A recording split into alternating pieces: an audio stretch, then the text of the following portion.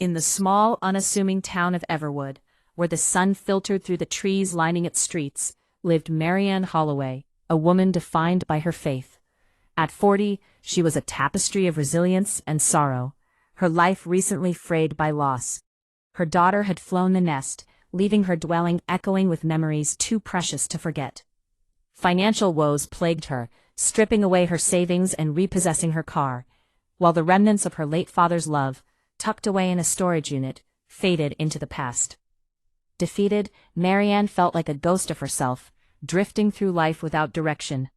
One rainy evening in early July, the heavens opened, unleashing a deluge that mirrored the storm in her heart. The windshield wipers struggled against the sheets of rain as thunder rumbled ominously overhead.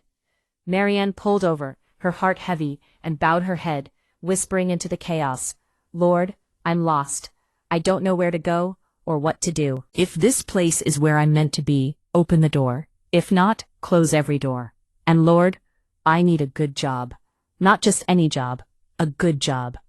With that heartfelt plea, she reinvigorated her journey, uncertain of what lay ahead.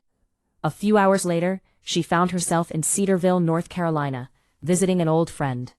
As she meandered through a quaint local store, a stranger approached her, exuding an aura of hope. "Have you ever worked in sales?" the woman asked, her eyes sparkling with a knowing light. Marianne admitted her inexperience, yet the woman persisted. "You have the right presence for it. There's a hotel nearby looking for a sales director. You should apply." With that simple suggestion, a flicker of possibility ignited within Marianne.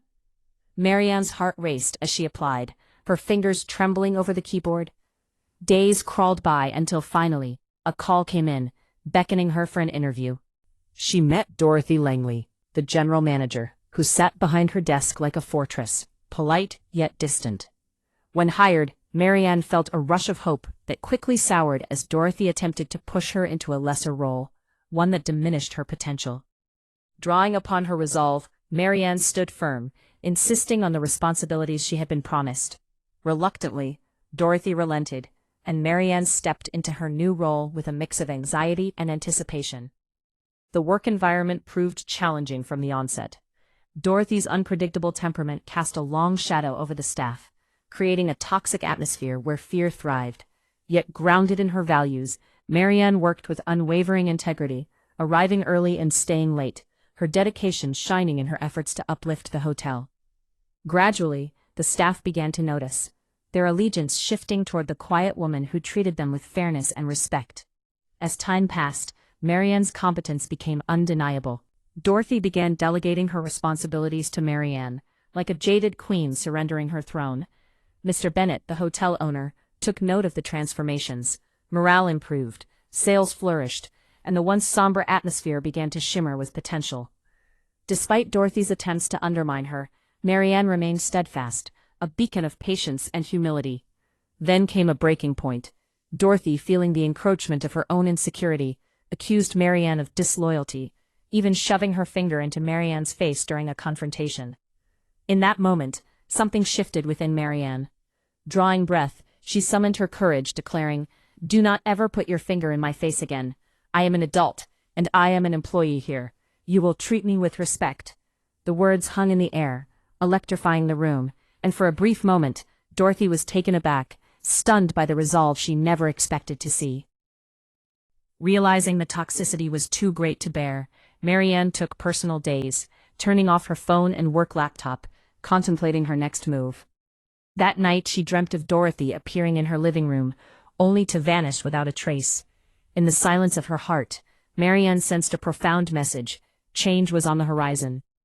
The next day her phone buzzed incessantly with messages from Mr. Bennett, desperation lacing his words. "Please don't quit," he implored. "We need you. Can we meet?" Shot coursed through Marianne as she processed the urgency in his pleas. The following day, Mr. Bennett offered her the general manager position, effectively replacing Dorothy and placing the keys of the hotel in her hands. It was a moment of disbelief and sheer gratitude.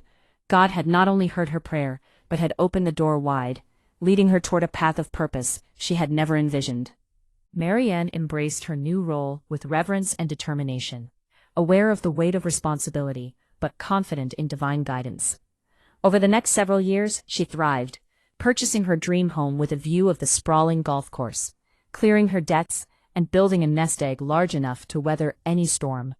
Every trial she had faced, every tear shed, had been a thread woven into the tapestry of her journey, preparing her for this monumental shift. Marianne's story is a testament to resilience, faith, and the incredible power of divine timing. What she once saw as the end of her road had transformed into the path God had orchestrated for her ultimate blessing. The lesson whispered through her life is simple yet profound. No situation is too hopeless for God to restore. Even when you tumble, falter, or lose everything, if your heart remains humble and upright, He can turn your circumstances around, often exceeding your wildest expectations.